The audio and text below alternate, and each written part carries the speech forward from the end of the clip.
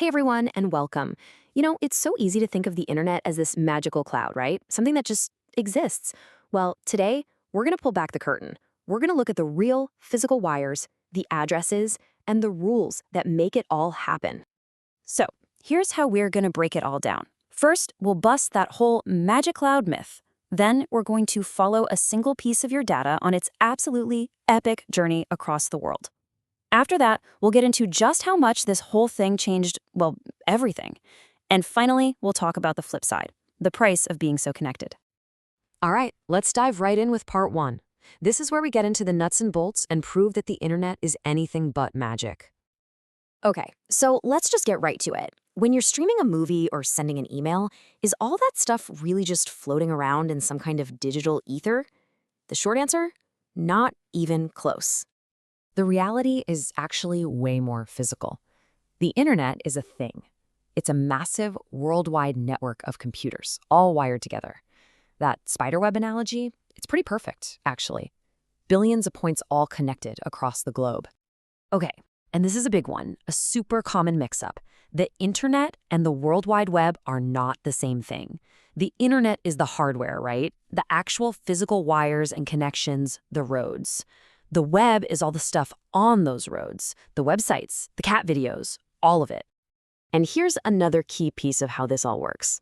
See, your phone, your laptop, you're not plugging directly into the internet. Those devices are called clients. They request stuff. That request goes to a server, which is a really powerful computer that is connected directly and holds all the websites. So, to put it simply, you ask a server for something, and the server goes and gets it from the internet for you. Okay, so we've got the basic players down. Now for the fun part.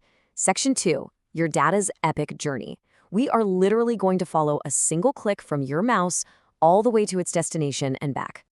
Right. For anything to get delivered, it needs an address. The internet is no different, except it needs two of them. The IP address is like your house address. It tells everyone where your house is on the network. But the MAC address is like the name on the door. It makes sure the package goes to your laptop, not your roommate's. Yeah, this really sums it up perfectly. Just like sending a letter, you need the right house and you need the right person inside that house. It's that simple, but it's absolutely crucial for making this whole thing work. But hold on, you and I don't type in a bunch of numbers to get to Google, right? We type google.com.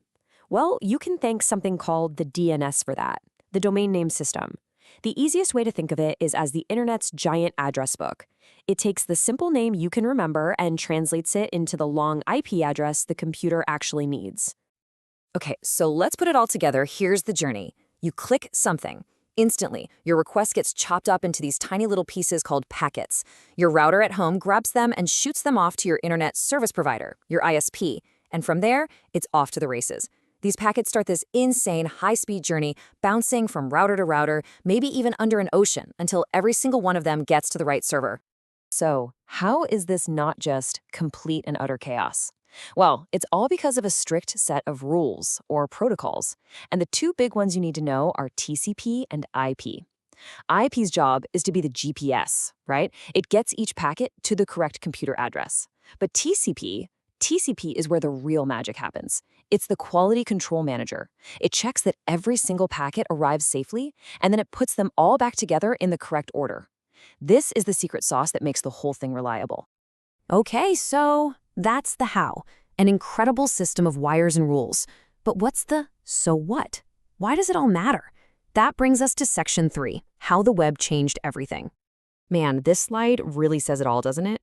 I mean, think about it. Paper maps, waiting an entire day for the news, buying a whole CD for just one song. This wasn't just about making things faster. It was a fundamental shift in pretty much everything. It completely collapsed time and distance. And this ability to connect instantly on a global scale, there's a word for that, globalization. Now, the idea itself isn't new, but the internet just threw gasoline on the fire. It put globalization into hyperdrive, allowing businesses, cultures, and people to connect in ways that were unimaginable before. And you can see the effects of this everywhere. Think about social movements like the Arab Spring, organized and broadcast to the world online. The entire way we watch movies and listen to music, completely turned upside down by on-demand streaming. And education, It's no longer something that has to happen inside a specific building. It's accessible to almost anyone, anywhere. But of course, it's not all sunshine and roses.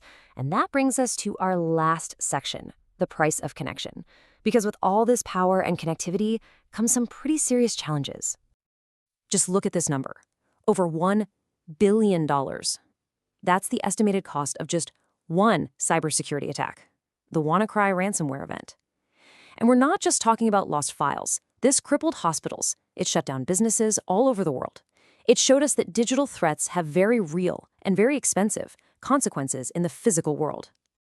And really, that's just the tip of the iceberg. Every day, we're faced with these new problems. We're constantly trading our personal privacy for convenience. Creators have to deal with their work being stolen with a single click. And these massive cyber attacks are a constant threat to the institutions we rely on. And believe it or not, this web is still growing. The next big wave is something called the Internet of Things, or IoT. This is the idea of connecting all the other stuff in our lives to the internet. Our thermostats, our cars, our coffee makers, you name it. The dream is a smarter world, a world where everything just works seamlessly. But this brings us to one last, really important question. As everything around us gets smarter, from our homes to our cities, we have to ask ourselves, who's really in control of all that information?